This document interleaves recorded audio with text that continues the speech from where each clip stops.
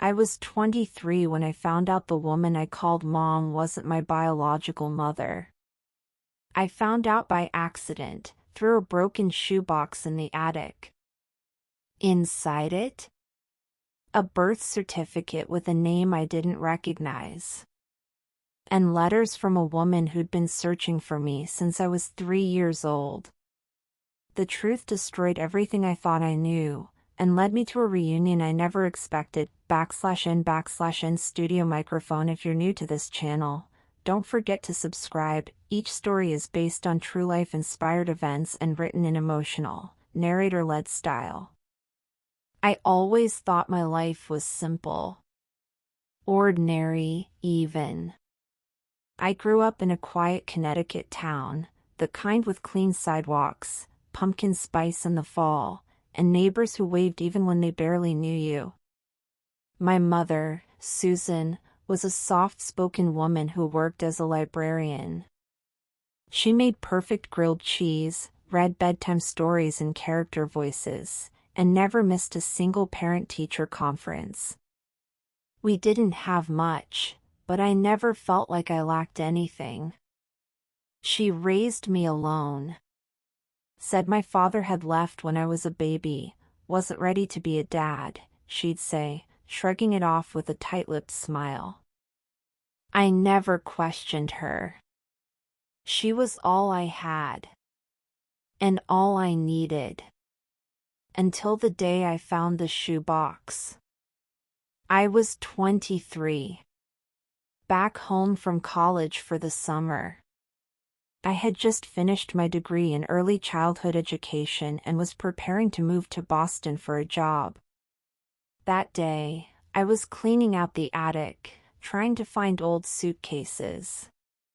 The place smelled of cedar and dust, full of yellowing books, holiday decorations, and forgotten memories. I accidentally knocked over a stack of boxes and heard something fall with a thud. It was an old, worn-out shoebox, duct-taped shut. Curiosity got the better of me. I peeled the tape slowly, as if opening a secret. Inside. A birth certificate. A few black and white photographs. Torn letters. All addressed to someone named Emily Rose Martin. That wasn't my name. My full name, the one I'd always known, was Claire Susan Hale. I sat down, confused. The birth certificate was for Emily Rose Martin, born on May 4th, 1999, same date as mine. Mother, Jessica Martin. Father, unknown. My hands began to shake. The photos were of a little girl, maybe 2 or 3 years old, with bright blue eyes and curly hair. I recognized the eyes. They were mine. The letters were old, smudged, folded 100 times. Written in messy, desperate handwriting. Please, if you ever read this, Emily, I'm your real mother. I never stopped looking. I was told you were adopted by a relative. I don't know if they ever told you the truth. But I love you. I always have. Signed, Jessica Martin. I dropped the box. My breath caught in my throat.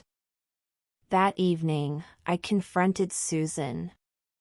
She was standing at the kitchen counter, slicing tomatoes like it was any other day. Mom, who is Jessica Martin? I asked. The knife stopped midair. She didn't look up. Where did you hear that name? I found a box. In the attic. She placed the knife down carefully, like someone handling a bomb. Then she turned around. Her face was pale. Her eyes, sadder than I'd ever seen them. Claire. I was going to tell you. One day.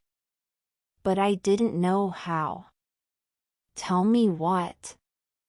That you're not biologically mine. The words hit like ice water.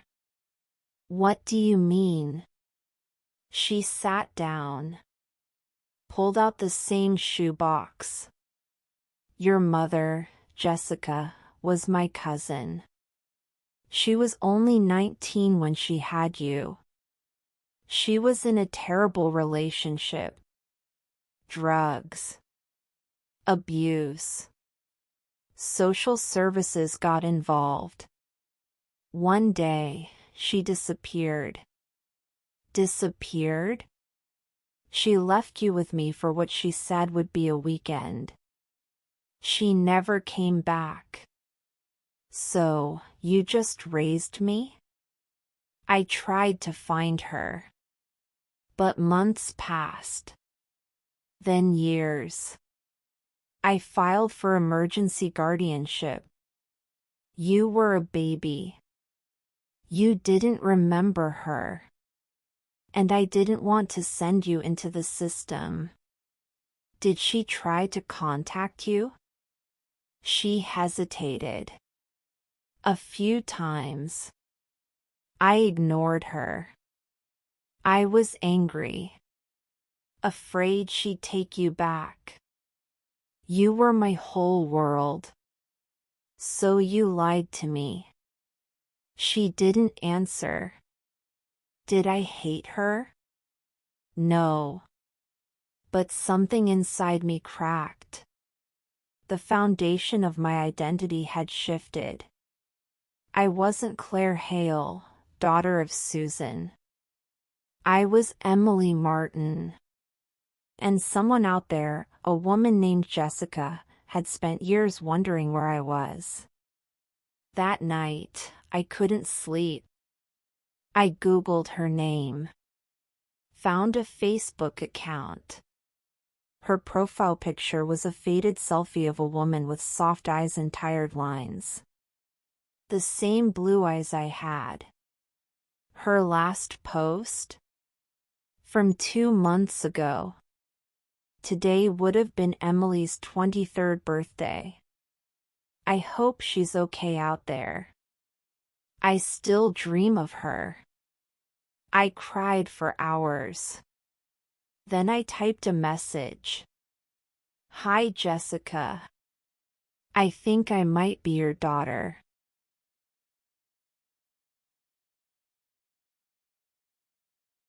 I stared at the screen for a long time before hitting send. Hi, Jessica. I think I might be your daughter. I kept the message short. Just one line. My hands trembled. My heart raced like it somehow knew that nothing about my life would ever be the same again. Then I waited. And waited. The reply came the next morning. Oh my God. Please, please tell me this is real. Is it really you? I felt a wave of emotions crash over me, disbelief, anxiety, hope. I think so, I typed. I found your letters. In my mom's attic. Susan? Is she okay? Did she take care of you? I nodded slowly, even though she couldn't see me. She did. She raised me like her own. I never wanted to lose you, she wrote. I wasn't well back then. But I never stopped searching. Over the next few days, we exchanged long messages. Sometimes voice notes. Jessica told me everything. How she had me at 19, in the middle of an abusive relationship. How Susan, her cousin, had been her only refuge. How, after a terrifying night of violence, she left me in Susan's care and promised to return in 3 days. But the police got involved. Social services. Threats of jail. Rehab. She was told she'd never get custody back. And Susan, she never returned the calls. I thought maybe you were better off without me, Jessica said, voice shaking in a voice note. But not a day went by that I didn't wonder what you looked like. If you were happy. If you knew I existed. It was strange. I was talking to a stranger who cried when I told her my favorite color. A woman who remembered what lullaby she used to hum when I was a baby. Who still had a blanket I once slept with. It felt like discovering a new piece of myself. Susan knew I was talking to Jessica. I didn't hide it. She didn't ask questions. She just quietly gave me space. But I could see it in her eyes, the fear that I might choose to walk away.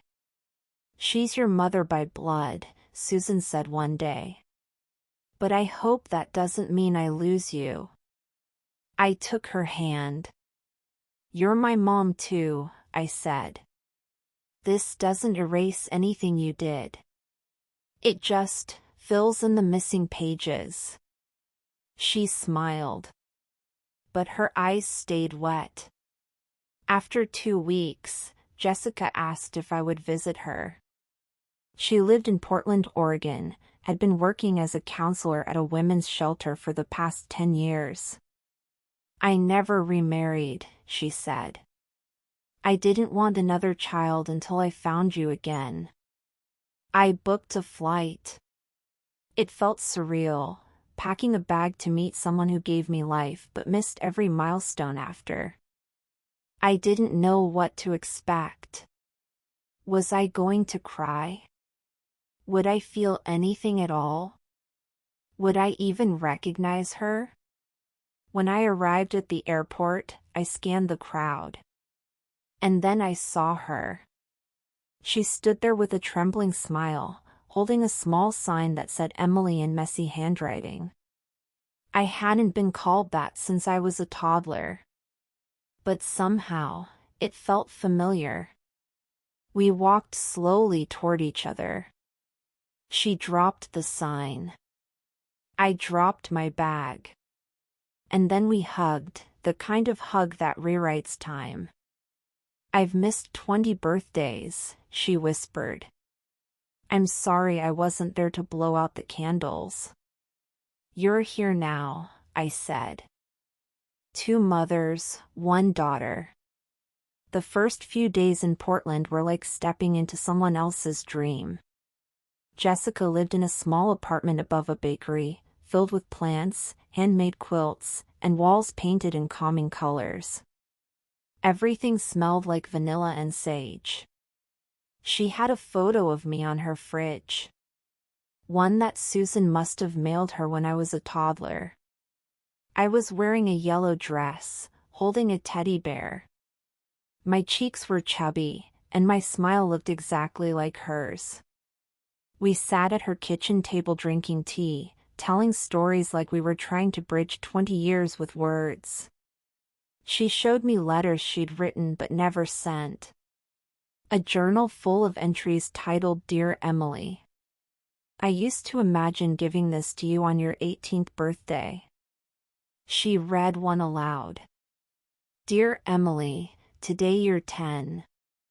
I don't know if you still like strawberry milk. I don't know if you scraped your knee today, or if you made a new friend. But wherever you are, I love you. Always.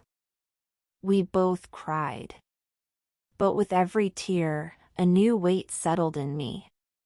What about Susan? She'd raised me, protected me, loved me fiercely. She wasn't perfect, but she gave up her life to give me one. And now I was bonding with the woman she once feared would take me away. I felt torn. Like I was betraying one to love the other. Jessica must have sensed it. You don't have to choose, she said one night. I know Susan is your mom too. I'm not trying to erase her. I just wanted to be part of your world, even if it's just a corner. That's when I realized something. This wasn't about replacing anyone. It was about restoring something that had been lost. Before flying home, I asked Jessica something I'd been holding in. Why didn't you fight harder? She looked down. I did. But I didn't have money. Or support. I was broken. And the court said Susan was stable. They said, it was better for you. So you let me go? No, she whispered. I let myself go. So you could grow. Back home, Susan picked me up from the airport.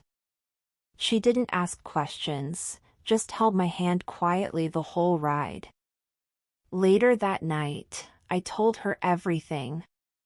About the journal. The letters. The strawberry milk. She listened. And then she said something I'll never forget. She gave you life. I gave you a home. Maybe now, you get to have both. 6 months later, my two mothers met for the first time in 20 years. It happened in my tiny Boston apartment. Neutral ground. I cooked a simple dinner, lemon chicken and mashed potatoes, and set the table for 3. I was nervous, hands shaking as I lit the candles. Susan arrived first, holding a bottle of wine and wearing the bracelet I made her in the 5th grade. Jessica came 10 minutes later, holding a bouquet of wildflowers and a soft, uncertain smile. For a moment, it was awkward. 2 women who had once shared blood, and now shared me. But then Jessica said softly, "Thank you for raising her with so much love." Susan blinked fast, holding back tears. She made it easy to love her. I hope we can share her now, Jessica said. No more hiding. Susan nodded. Yes. She deserves the whole truth. And both of us. I watched them talk over dinner, slowly, cautiously, but kindly. They spoke of the past like travelers comparing maps, both lost and found in their own ways. Later that night, after they left, I looked through old photographs. Baby pictures. Birthday parties.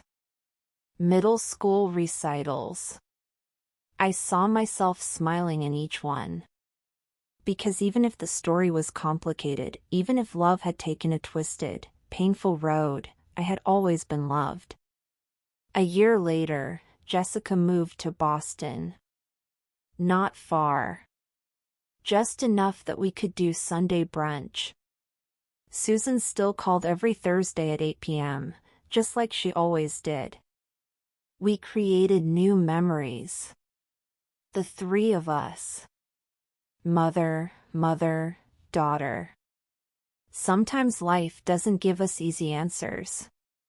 But sometimes, it gives us second chances. And sometimes, it gives us 2 mothers when we need them most. Belle, if this story moved you, don't forget to like, comment, and subscribe. More true story style narrations every week.